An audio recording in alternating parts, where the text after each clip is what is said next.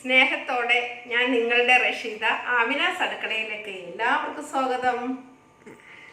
പിന്നെ ഇന്ന് എല്ലാവർക്കും സുഖമാണെന്ന് വിചാരിക്കുന്നു. ഇവിടെയും എല്ലാവരും സുഖമായിട്ടിരിക്കുന്നു, മോന് സുഖമായിട്ടിരിക്കുന്നു. പിന്നെ നിങ്ങൾ ഈ വീഡിയോസ് ആദ്യമായിട്ട് കാണുന്നവരുണ്ടാവുമല്ലോ, കാണാത്തവരുണ്ടാവും. കാണാത്തവർക്ക് വേണ്ടിയിട്ട് ഞാൻ ഈ വീഡിയോ നിങ്ങൾ ആദ്യമായിട്ടാണ് കാണുന്നതെങ്കിൽ നിങ്ങൾ സബ്സ്ക്രൈബ് ചെയ്യാനും എന്നെ കാണുന്ന ബെല്ലൈക്കൺ പ്രസ് ചെയ്യാനും അതുപോലെ തന്നെ ലൈക്ക് ചെയ്യാനും കമൻറ്റ് ബോക്സിൽ കമൻറ്റ് ഇടാനും ഒന്നും നിങ്ങൾ മറക്കരുത് കേട്ടോ. അപ്പോൾ ഇന്ന് ഞാൻ ചെയ്യാൻ പോകുന്നത്, നമ്മൾ ഈ ഇറച്ചി മീനൊന്നും കഴിക്കാത്തവരുണ്ടാവുമല്ലോ, ഇഷ്ടം പോലെ ഉണ്ടല്ലോ ഈ നാട്ടിൽ. അപ്പോൾ അവർക്ക് വേണ്ടിയിട്ടാണ് ഞാൻ ഇന്നൊരു കറി ഇവിടെ വെക്കുന്നത്. അതെന്താണെന്ന് വെച്ചിട്ടുണ്ടെങ്കിൽ ഒരു ഉരുളക്കിഴങ്ങ് വറുത്തരച്ച കറിയാണ്, മസാലക്കറിയാണ്. അപ്പോൾ അതാകുമ്പോൾ ഈ ഒഴിച്ചു കൂട്ടാനൊക്കെ നല്ലതാണ്. ചപ്പാത്തിക്കും മറ്റേ ഇടിയപ്പം അങ്ങനെയുള്ളതിലൊക്കെ കഴിക്കാം, ചോറിനും കഴിക്കാം. ഞാനിവിടെ ചോറിനൊക്കെ ഇടയ്ക്ക് ഉണ്ടാക്കാറുള്ള കറിയാണ്. അപ്പോൾ അതിന് വേണ്ട ചേരുവകൾ എന്തൊക്കെയാണെന്ന് ഞാനിവിടെ നിങ്ങൾക്ക് കാണിച്ചു തരാം. 3 ഇടത്തരം ഉരുളക്കിഴങ്ങാണ്, അത് ഞാൻ ഇതുപോലെ പീസാക്കി വെച്ചിരിക്കുകയാണ്. പിന്നെ തക്കാളി, ഒരു വലിയ തക്കാളിയാണ്, വലിയ തക്കാളി ഞാനത് ഇതുപോലെ പീസാക്കി വെച്ചിരിക്കുകയാണ്. പിന്നെ ഒരു സവാള, പച്ചമുളക്, പിന്നെ മല്ലിപ്പൊടി, മുളക് പൊടി, മഞ്ഞൾപ്പൊടി, ഉപ്പ്, ഗരം മസാലപ്പൊടി, വെളിച്ചെണ്ണ, മല്ലിയില, വേപ്പില, പിന്നെ നമുക്ക് വറുക്കാൻ വേണ്ടിയിട്ടുള്ള തേങ്ങ. ഇത്രയും സാധനങ്ങളാണ്. പിന്നെ വെള്ളം വേണം. ഇത്രയും സാധനങ്ങളാണ് നമുക്ക് ഇതിൻ്റെ ആവശ്യമുള്ള സാധനങ്ങൾ.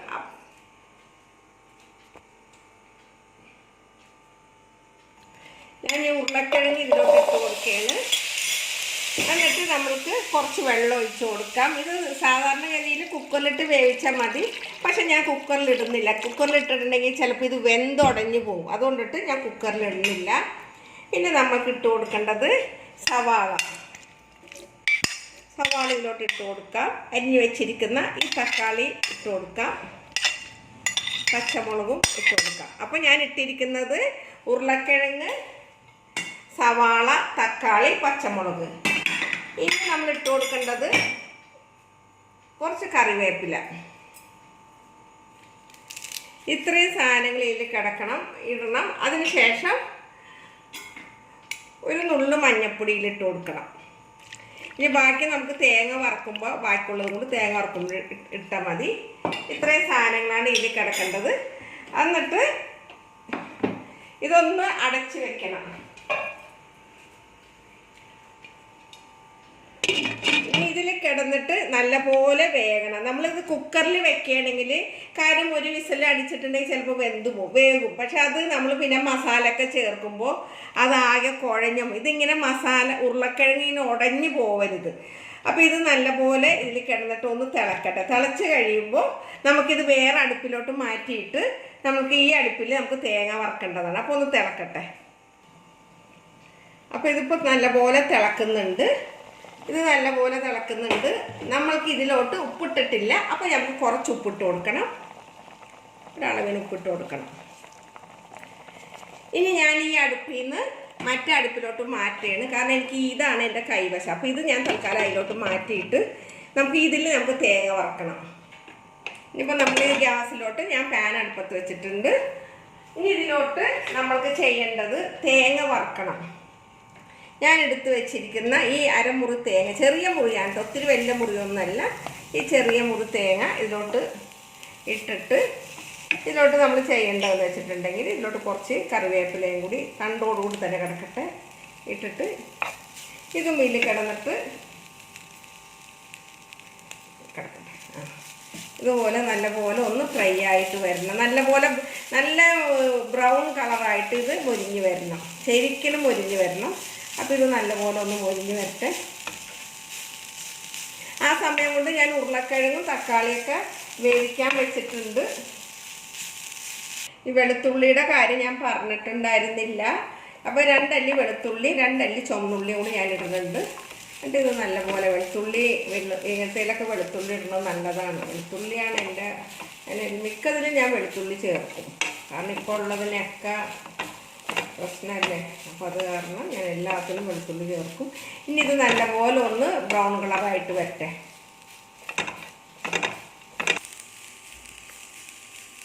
അപ്പോൾ ഈ തേങ്ങ ഏകദേശം വറുത്തിട്ട് ബ്രൗൺ കളർ ആവുന്നുണ്ട്.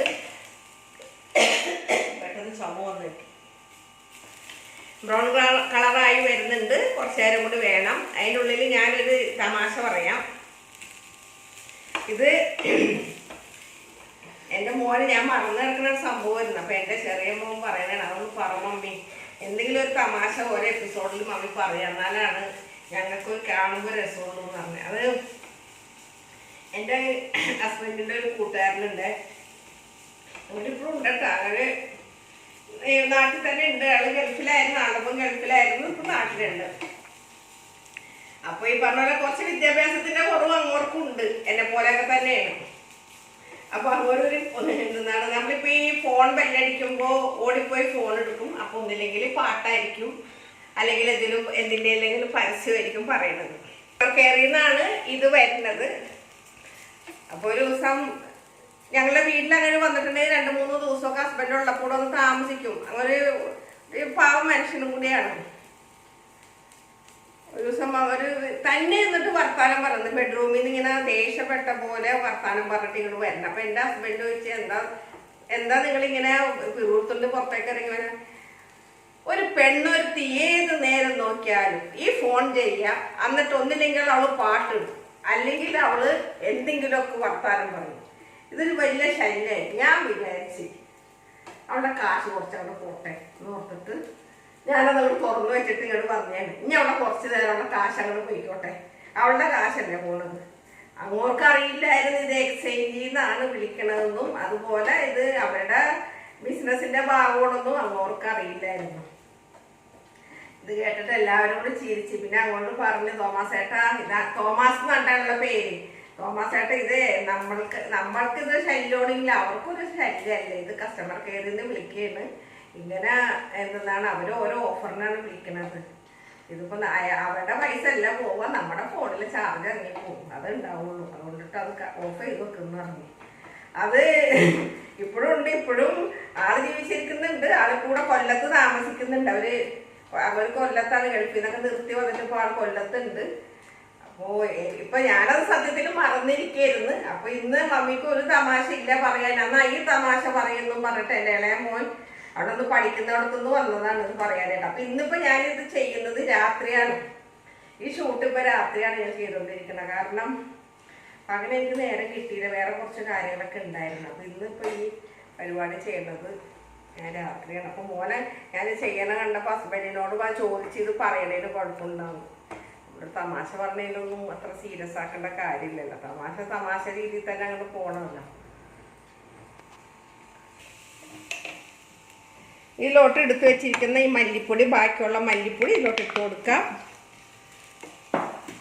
അതിനുശേഷം എടുത്തു വെച്ചിരിക്കുന്ന ഈ മഞ്ഞപ്പൊടിയാണ് ഞാൻ ആദ്യം ഇട്ടത്. മല്ലിപ്പൊടി ഇട്ട് കൊടുക്കാം. മല്ലിപ്പൊടി ഞാനൊരു ടേബിൾ സ്പൂണാണ് മല്ലിപ്പൊടി എടുത്ത് വെച്ചിരിക്കുന്നത്. ഇതിൽ കൂടെ തന്നെ ഇളക്കി കൊടുക്കണം. അതിനുശേഷം ഞാനൊരു ടേബിൾ സ്പൂൺ മുളക് പൊടി എടുത്തിട്ടുണ്ട്, പിരിയൻ മുളകാണ്, അതും ഇതിൽ കൂടി ഇട്ട് കൊടുക്കണം. ഞാൻ എല്ലാ അളവിനാണ് എടുത്തത്, കൂടുതലൊന്നും എടുത്ത് വെച്ചിട്ടില്ല. അതാണ് ഞാൻ എല്ലാം അതേപോലെ തന്നെ ഇട്ട് കൊടുക്കുന്നത്. സാധാരണ ഞാൻ ഇത്തിരി കൂടുതലൊക്കെ എടുത്തുകൊണ്ട് നോക്കുമ്പോഴാണ് നിങ്ങളോട് കണക്കിൽ പറയുന്നത്. ഇപ്പം എല്ലാം ഞാൻ എടുത്തിരിക്കുന്നത് ഓരോ ടേബിൾ സ്പൂണാണ്. അതിനുശേഷം ചെയ്യേണ്ടത് ഗരം മസാലപ്പൊടി കുറച്ച് ഇതിപ്പോൾ ഇട്ട് കൊടുക്കണം, ബാക്കി അറക്കണ നേരത്തെ ഇട്ട് കൊടുക്കണം. ഗരം മസാലപ്പൊടി എല്ലാം കൂടി മിക്സ് ചെയ്യുക. അല്ലാണ്ട് പെരിഞ്ജീരകം മാത്രം ഇടരുത്. നമ്മൾ ഇടുമ്പോൾ ഇറച്ചി പോലെയാണ് നമ്മളിത് വെക്കണത്. അപ്പോൾ ഗരം മസാലപ്പൊടി ഇട്ട് കൊടുക്കണം. ഇത്രയും സാധനങ്ങളാണ് നമ്മൾ ചെയ്യേണ്ടത്. അപ്പോൾ ഞാൻ ഗ്യാസ് ഓഫ് ചെയ്ത്, കാരണം ചട്ടി നല്ലോണം ചൂടായിട്ടുണ്ട്, ഇത് കരിഞ്ഞു പോകരുത്. അപ്പോൾ ഞാൻ ഇതിൽ നിന്ന് എടുത്തിട്ട് ഇനിയിപ്പോൾ എനിക്ക് തേങ്ങ നല്ലപോലെ വറുത്തിട്ട് വരണം. വറുത്ത് കഴിഞ്ഞ് അരച്ചിട്ട് വരണം. ഞാനപ്പോൾ ഇതൊന്ന് വേറെ പാത്രത്തിലോട്ട് ഇട്ട് ചൂടാക്കിയിട്ട് ഞാൻ മിക്സിയിലിട്ടൊന്ന് അരച്ചിട്ട് വരട്ടെ കേട്ടോ. ഇവിടെ തേങ്ങ വറുത്തരച്ചത് മല്ലിപ്പൊടി, മുളക് പൊടി, മഞ്ഞൾപ്പൊടിയൊക്കെ ഇട്ട് വറുത്തരച്ച തേങ്ങ ഞാനിവിടെ കൊണ്ടുവന്നിട്ടുണ്ട്. നമുക്കിനി ഇത് ഇതിലോട്ട് ഒഴിച്ചു കൊടുക്കാം. ഉരുളക്കിഴങ്ങും വെന്തിട്ടുണ്ട്, തക്കാളി ഉരുളക്കിഴങ്ങൊക്കെ വെന്തിട്ടുണ്ട്. കണ്ടില്ലേ, ഇതെല്ലാം കുക്കറിലിട്ട് വേവിക്കേണ്ട കാര്യമില്ല, ഇത് പെട്ടെന്ന് ആവണതാണ്. ഉരുളക്കിഴങ്ങൊക്കെ പെട്ടെന്ന് വേകും. ഇതിലോട്ട് ഒഴിച്ചു കൊടുക്കാം. പെട്ടെന്ന് കറിയാം. കുറച്ച് വെള്ളം ഞാനിതിൽ ഒഴിച്ചിട്ട് ഈ മിക്സി ഒന്ന് കഴുകിയിട്ട് ലേശം, കൂടുതൽ വെള്ളം ഒഴിക്കരുത്, കുറച്ച് വെള്ളം.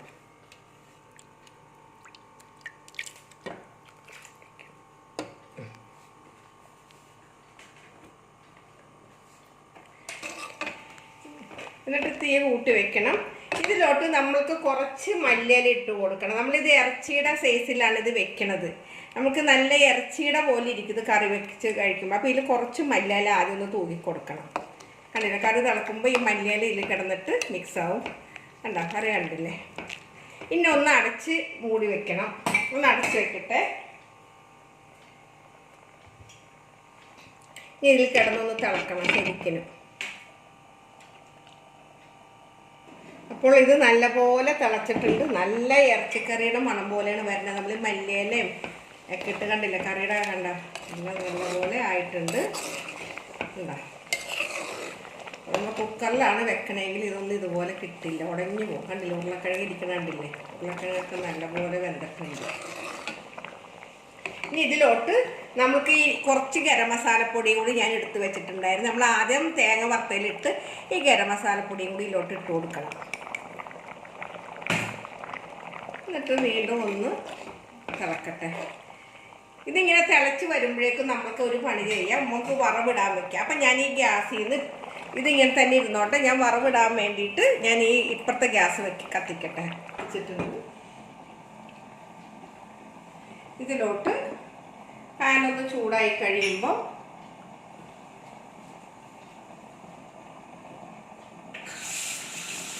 നമ്മൾക്ക് വെളിച്ചെണ്ണ ഒഴിച്ച് കൊടുക്കണം.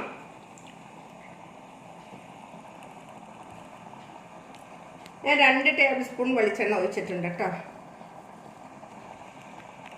എന്നിട്ട് നമുക്ക് ചുമന്നുള്ളി അരിഞ്ഞ് വെച്ചിട്ടുണ്ട്. ഈ ചുമന്നുള്ളി അരിഞ്ഞത് ഇതിലോട്ട് ഇട്ട് കൊടുക്കണം.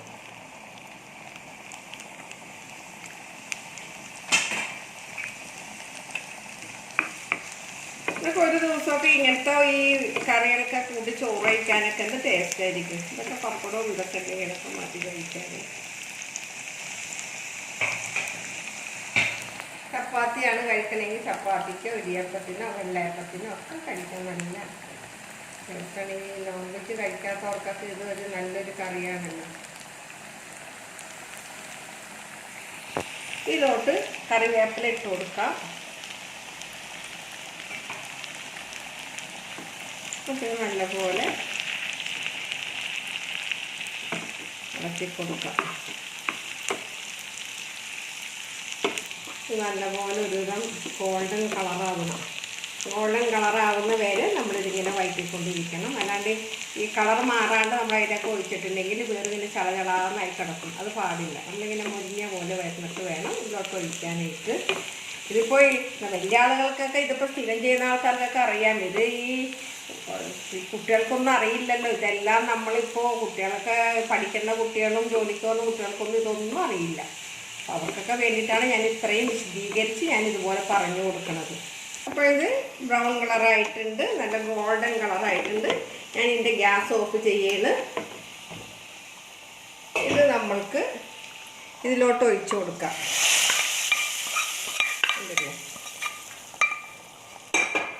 അതിനുശേഷം എല്ലാം കൂടി ഒന്ന് ഇളക്കിയിട്ട് കറി നല്ല കറിയായില്ലേ. ഇതിലോട്ട് കുറച്ചും കൂടി മല്ലിയില നമുക്ക് തൂകി കൊടുക്കണം.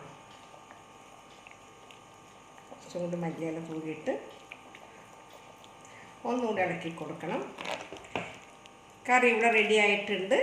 ഞാൻ ഗ്യാസ് ഓഫ് ചെയ്യാണ്. കറി നല്ലപോലെ കളച്ചിട്ടുണ്ട്. ഞാൻ ഗ്യാസ് ഓഫ് ചെയ്യണം. പകർത്തേണ്. ഓ താഴെ ഇല്ല, പോയില്ല. സൂപ്പറായിട്ടുണ്ട്. ഇതിലോട്ട് പകർത്തിയിട്ടുണ്ട്. ഇനി ഇതിലോട്ട് കുറച്ച് മല്ലിയില ഇങ്ങനെ മേലെ ഗാർണിഷ് ചെയ്യാൻ വേണ്ടിയിട്ട് ഇതിലൂടെ നമ്മുടെ നാടൻ കറിയാണിത്. നാടൻ കറി നാടൻ ഇല്ല. എന്നാലും ഇത് ഇറച്ചി വെച്ചപ്പോൾ ഇറച്ചിയുടെ കറി പോലെ ആയിട്ട് ഞാൻ മല്ലിയില ഒന്ന് ഇട്ടത്.